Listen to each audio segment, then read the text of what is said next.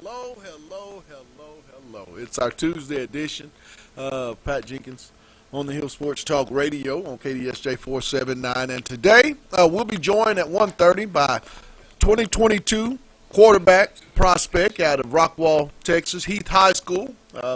Josh Hoover will be joining us. We'll talk about his offer that Kendall Browse and Sam Pittman and the Arkansas Razorbacks just extended to that young man. We'll find out all the interesting things. Josh has some really interesting stuff, Demetrius, that he's going to share with our listeners and Razorback fans on just his connection. And it's a really interesting twist with Josh and Coach Browse in a very good, positive way, I think I might add. But I'm joined by my producer, behind-the-scenes guy, Demetrius Johnson. He's not going to be able to join me yet. Sometimes I'll bring him on. He's still getting the show prepared.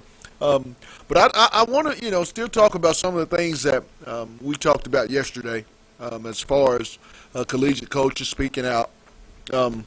Also, too, the Hogs are back in town. They're starting to get things normalized, back to normal. I don't know how soon everything will get back to normal, but at least we have we spotted some college football athletes. There's been a sighting of players getting back into it, and I really like the idea of the 6-week mini camp.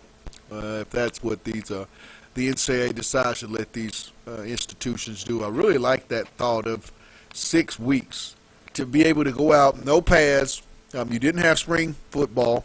So these kids for 6 weeks will be able to go out, learn the offensive system, have their meetings, then go out and execute on the field. And then following that, maybe get a week or so off and get right back in with the pads on. I mean, to some people, they say that's going to be kind of harsh. But to me, I think that's something really, really good. Only contingent if they don't wear pads during that 6-week training camp, Demetrius.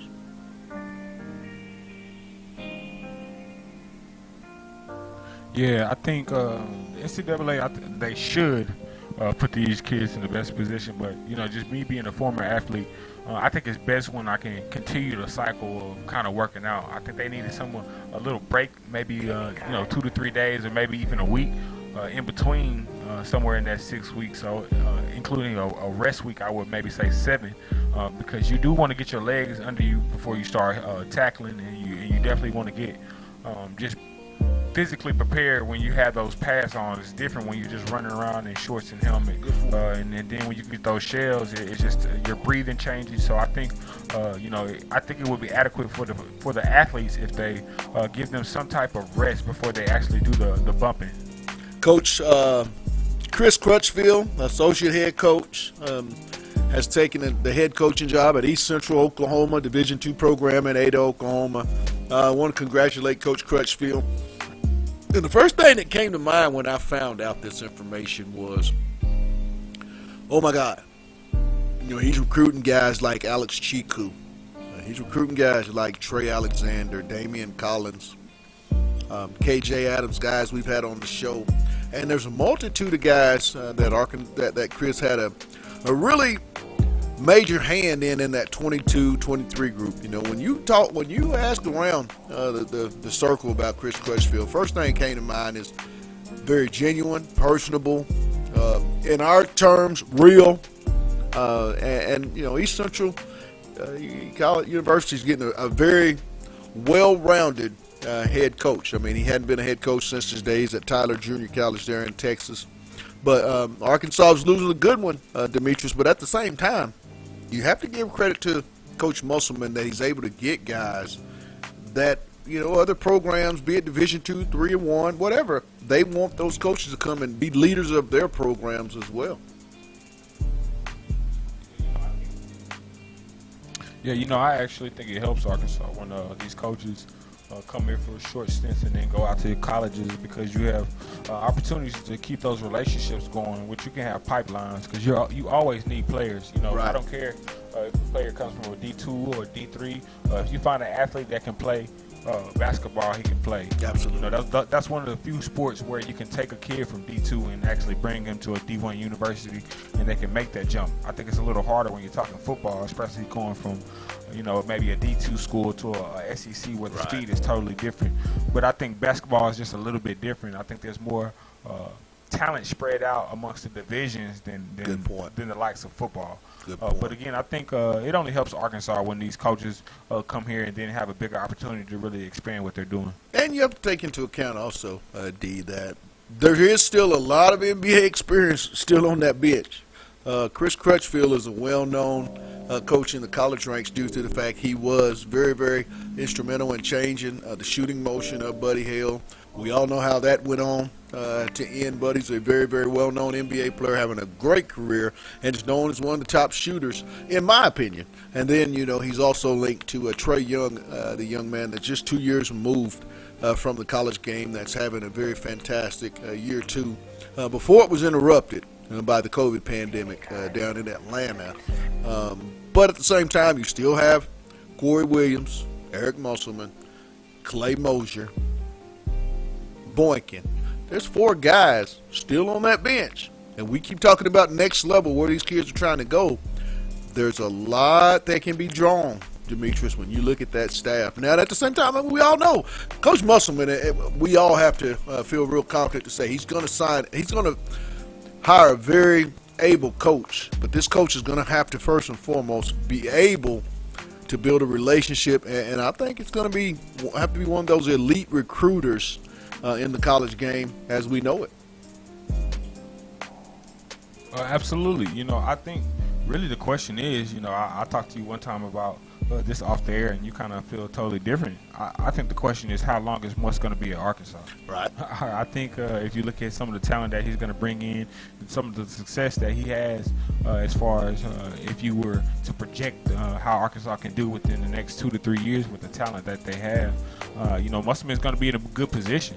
You got Moses Moody, a highly touted kid. You got the Josh Williams. You got KK Robinson. So there's other guys that have come to Arkansas that really can change this program into a winning atmosphere, and you're going to see coaches get opportunities like Coach Crutchfield, where schools are coming at them. So, I think the real key question is, how long is Musselman going to be here? Because I think if Musselman jumps into maybe a Final Four, Sweet 16, 2 to 3 years in a row, he might be looking at the NBA, because I think when you look at it from Arkansas' standpoint, Arkansas is probably a blue chipper when you look at basketball universities such as North Carolina, your Kentucky, your Dukes. Arkansas may not have that reputation as of recently, but I think if you look at the history over the time of Nolan Richardson, things like that, people will tell you that Arkansas is a basketball mecca. So again, I just question how long Musselman is going to be at the University of Arkansas. I think it's a good thing. I agree with you that it is going to be, as the more success he has here in Fayetteville, it's going to be hard when the higher ups, being the NBA organizations, come calling. I really feel like Eric could be in a situation with his daughter at the age that she's at, Mariah. I think this could be a good thing. Could raise your kids in a very good community and a town that's really going to support what you do each and every year, and with the ability, with the coaches and the NBA experience that you have alongside of you. I think that's going to be all the more tougher for Eric to move on to the NBA. But, I agree with you, Demetrius. They're going to come calling at some point. He's done it before, was finished second the year he coached the Golden State Warriors for Coach of the Year. So all those things will come into play at some point, because I really felt and could see the energy and the fan base, their excitement for basketball this year, having finished the way they finished last year. Not to say Coach Anderson didn't do a good job, because I'll always say that he is one of the elite coaches in college. In college basketball. I know you don't see the Elite Eights and Final Fours, but 18 years, no losing season. I think it's a system that he runs really well. But Eric Musselman could take, and I believe will take, this program to where Nolan Richardson and the Eddie Sutton had it at some point. I think a Final Four is very in the near future. I agree. And, I also think with the NBA adding that G League, that is really going to change how kids look at recruiting going into the future. Right. Kids really haven't caught on to it yet, because it's so new and only a select few. But I think as the years come,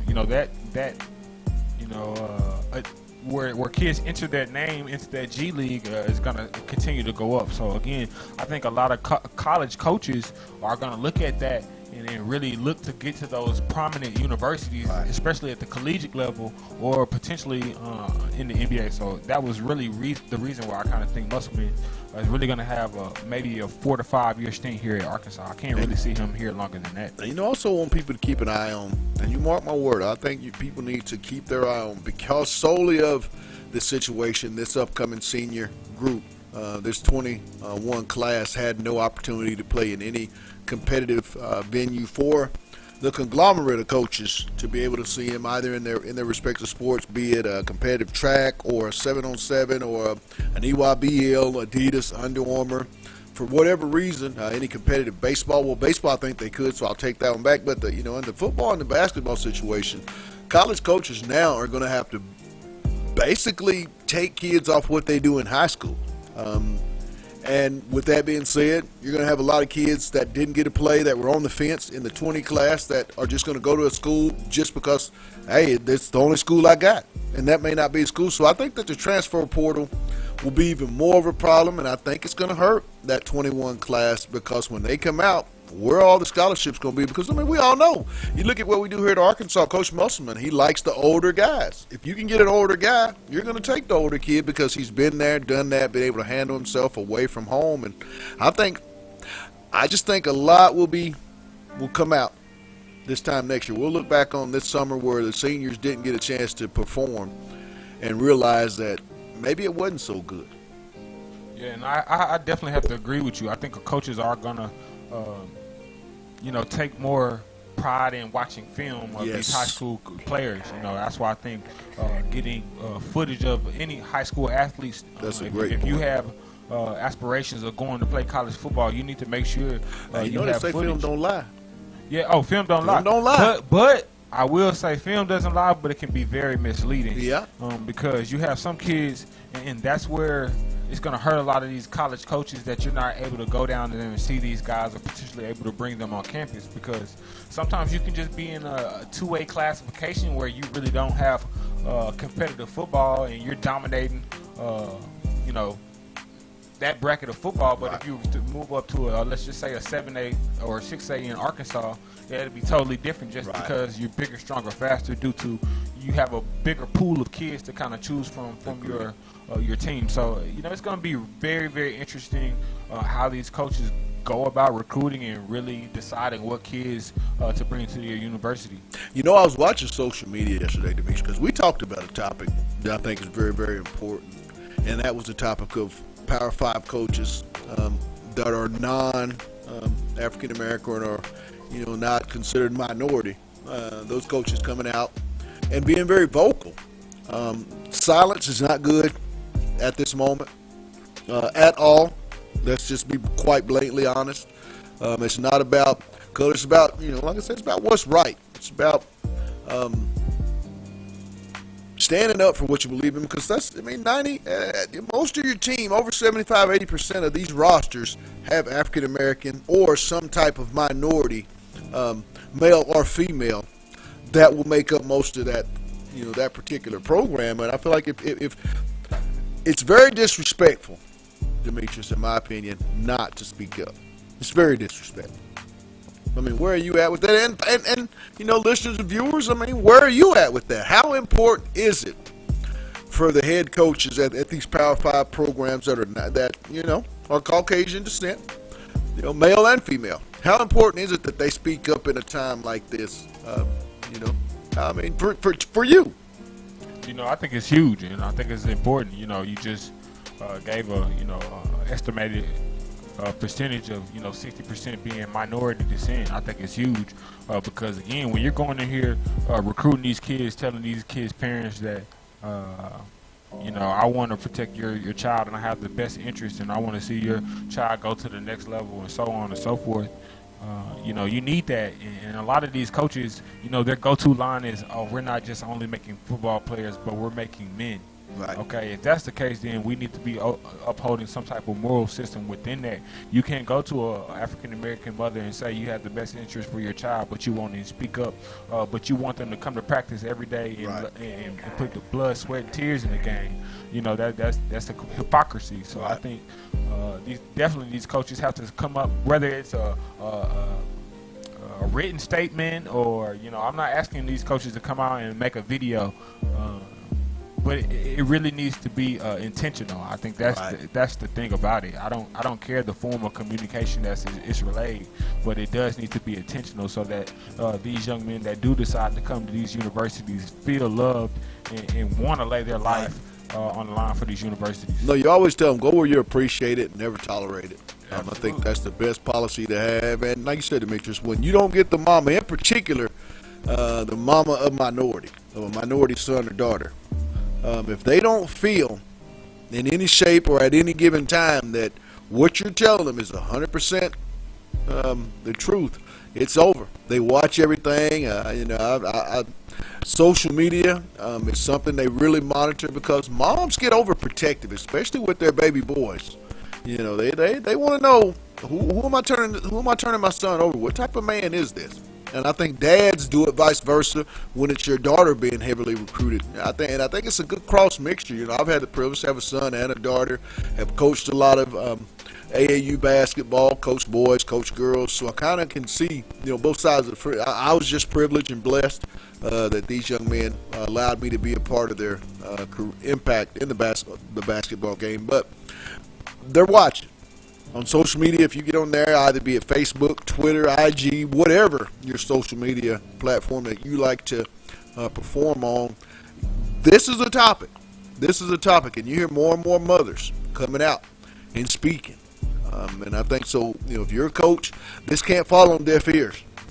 Not being in an ACC or an SEC school, this cannot fall on deaf ears.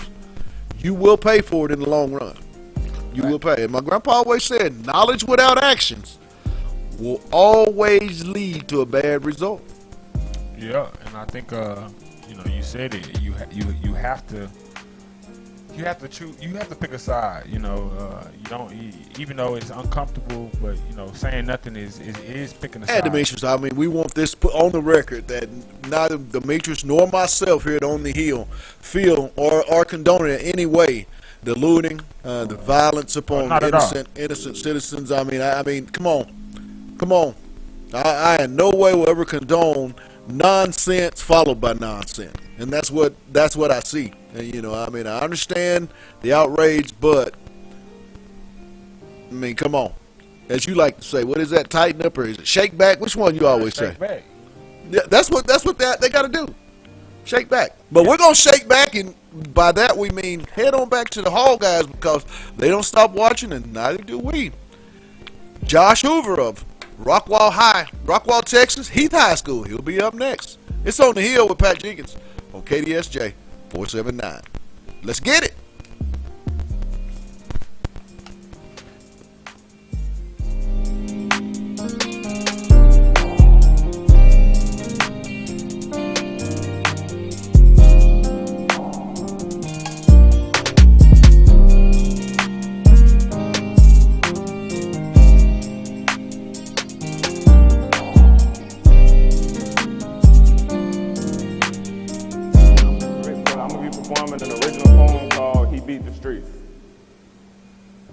Struggle to reach a destination.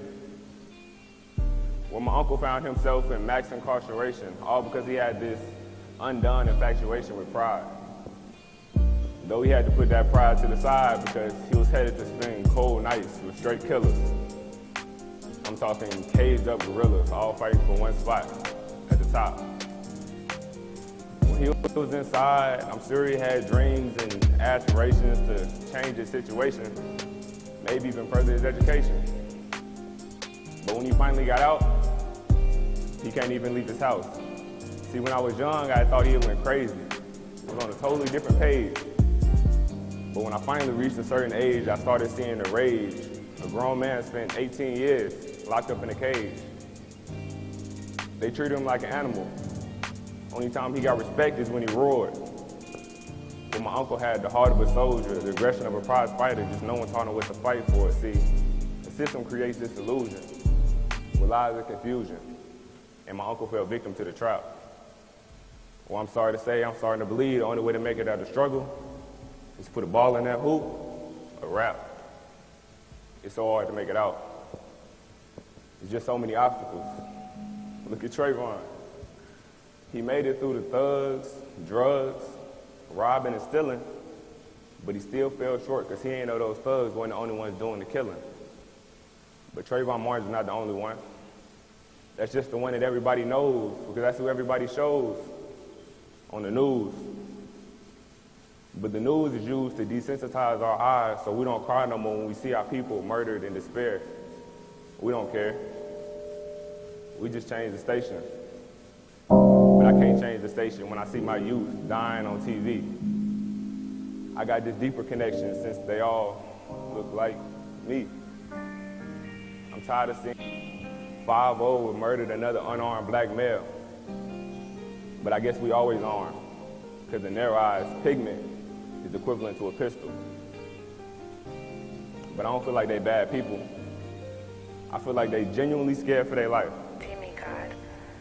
In no way am I saying that's all right, but cinematography is used to paint my people in a bad light. But let me ask y'all a question. When you see me, what's your first impression? Are you willing to learn this lesson, or are you distracted by my complexion? An impoverished black male making his way out the streets is the equivalent to a flower blooming through the concrete. And their success is a product of sacrifice, tenacity, and just straight up luck. That sacrifice comes in when you pushing a broke down hoopty and your own boy got a Bentley truck, all because he's selling that stuff. But I'm tenacious. Just like that single flower that busted through that concrete. He had to stand there, eye to eye, toe to toe, staring at defeat. But he built different, so his mind's not even wired to consider retreat. And after all that, that young man left standing on his own 2 feet has done the impossible. He beat the streets. Thank you.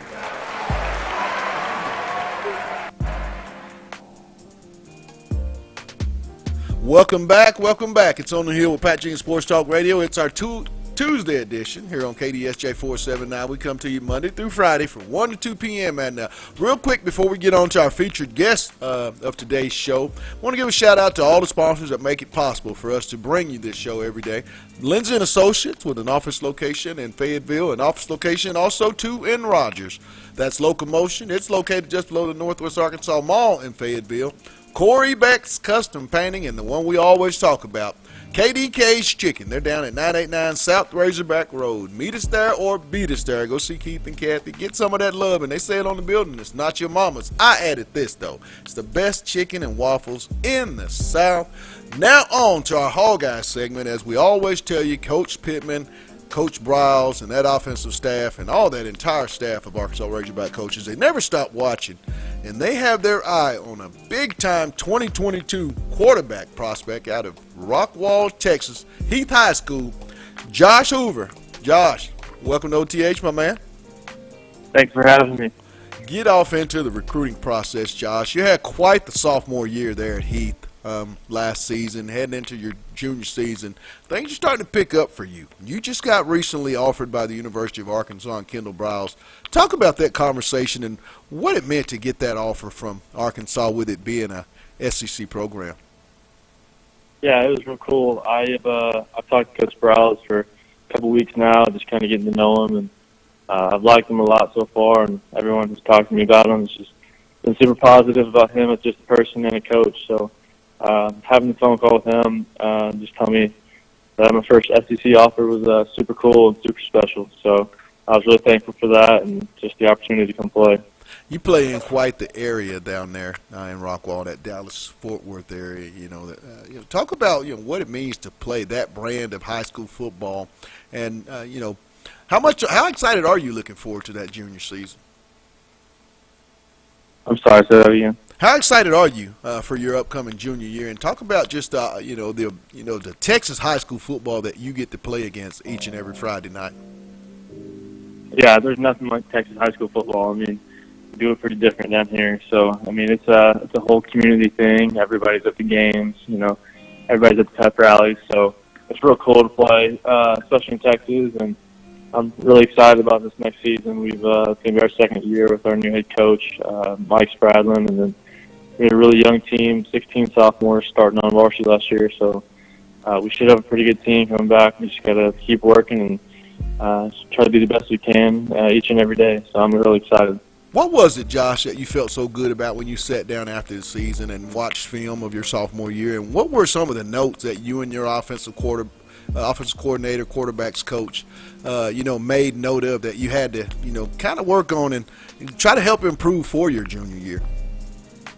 I think one thing was just not giving plays away. I mean, sometimes early in the season, I would kind of I call it giving plays away and just throwing the ball away whenever you could have kind of maybe extended it a little bit more and make a play. So I think as I got more and more comfortable, in the pocket and in the offense, I was able to do so. And then I just think just been working on footwork and just being more consistent. Obviously, after every season, no matter how good you did, there's always things that you want to work on and get better at. It's hard to perfect those things. So I've just been working on, some of the basic stuff, footwork, and just getting together with our receivers and building that chemistry.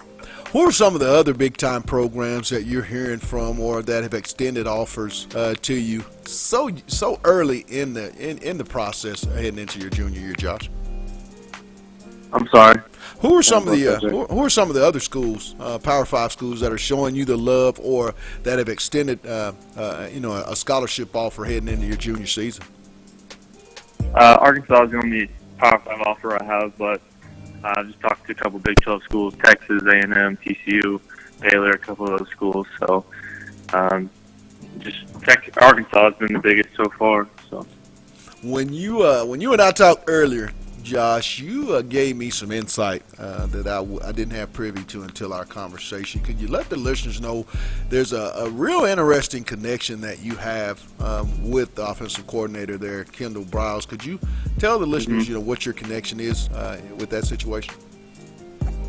Yeah, so Coach Browse, his offense is, we run the exact same offense as him. It's him at Arkansas. His dad, Art Browse, coach with my head coach, Mike Spradlin at the University of Houston. So our coach, we run the same Browse offense and very similar things and similar concepts. So it's pretty cool just to see it being run at the next level and have something that's really similar to your own offense. So it was a pretty cool deal. Josh, who are some of the quarterbacks that you'd like to watch either in the collegiate game or the professional game and maybe study and add parts of what they do to your game on Friday nights?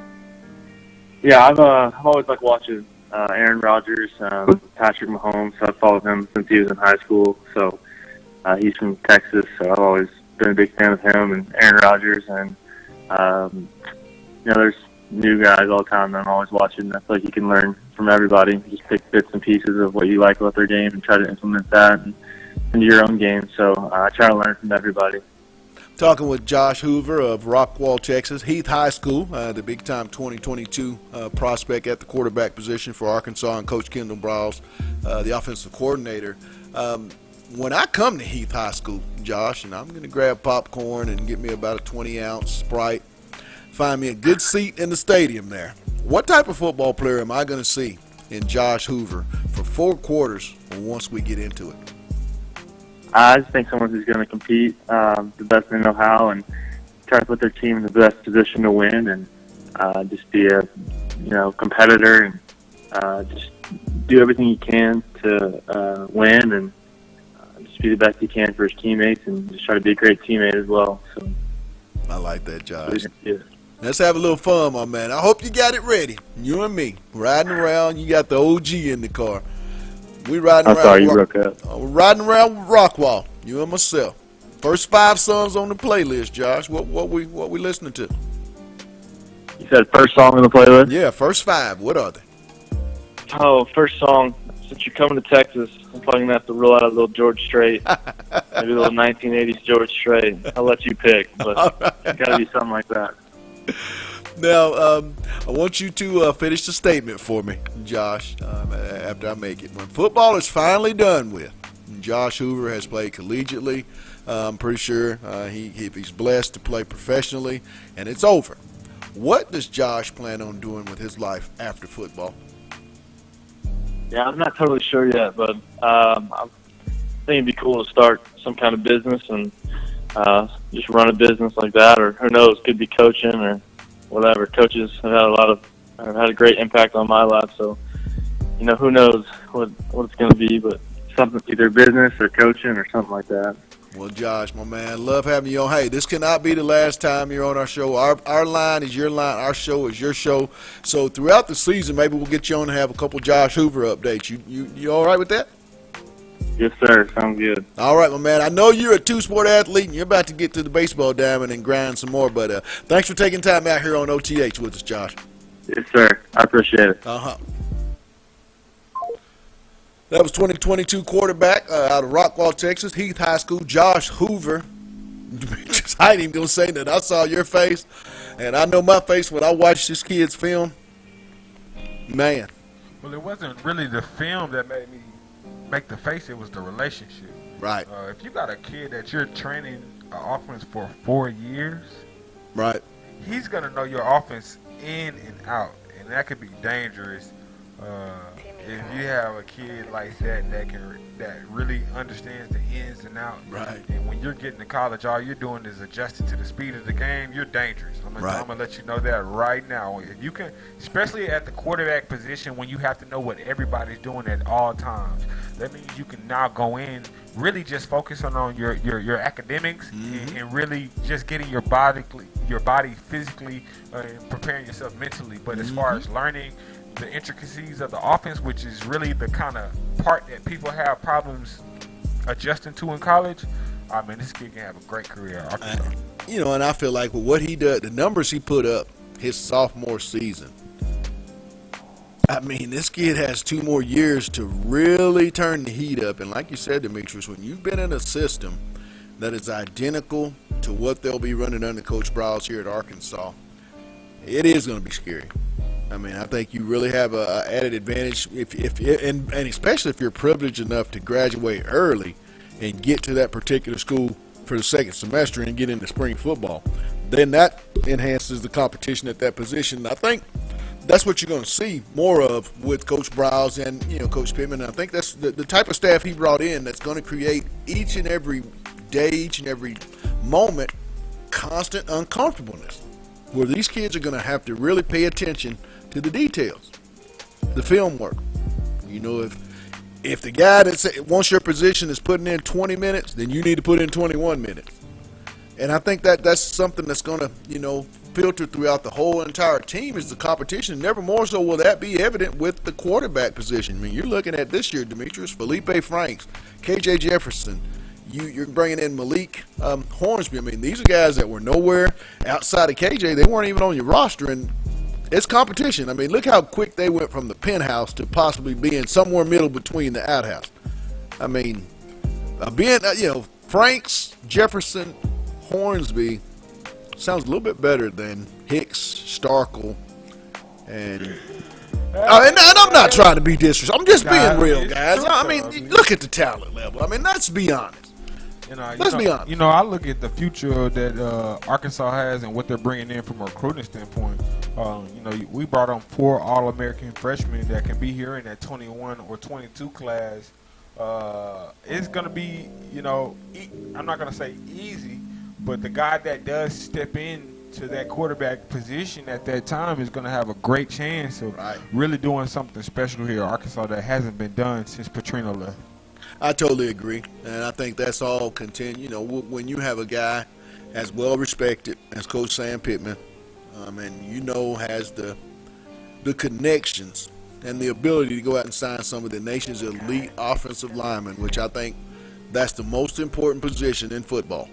People can say it's the quarterback, but if you don't have 5 really good linemen that work in unison together and are physical and agile and can move, you're not going to, it's going to be hard to have a really good program. And you have to get, and Coach Sam Pittman told me this years ago, and I'm a firm believer as well, you got to be about 15, 16 deep in the offensive line. You got to have about 16 of those guys out of your 85 scholarship football players that can flat out put their hand down and get it done.